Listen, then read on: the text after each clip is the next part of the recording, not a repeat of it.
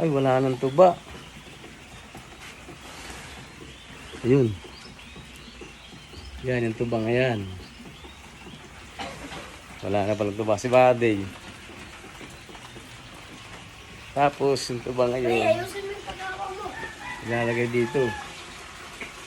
Ito, yung tuba nga roon, dito ilalagay. Pagkalagay, bubuksan na ito, tapos dito sa ano. Tapos ito yung pinakangkuha ko. Dito na punta ang alak. Napapatubigan naman dito. Pagkatubig, ito diretso na oh. Ayan.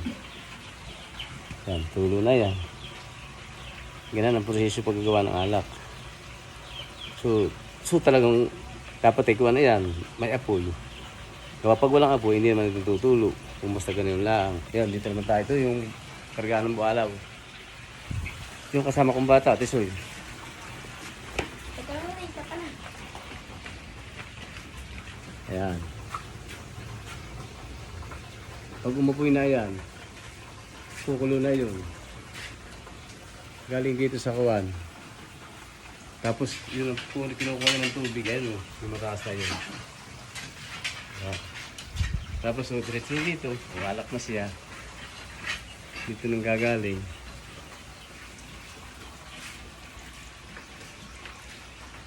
Ano yata, baka sa pwede bilang lang. Ano? Ito, hindi pa. Oh, mo. Hindi Diretso po. pipindutin. Diretso po. Hindi pa nga yan. Hindi mo yan alamat. Hindi pa, ito papakita ko doon. Budiga nila. Ayan ang kanilang budiga. Dito nilalagay ang panggatong. So ano yan? Bualaw. Yung pinagtalipan ng palay. Yan ang proseso ng pagluluto ng alak. Ito, pakita mo na. Yan, budiga yan.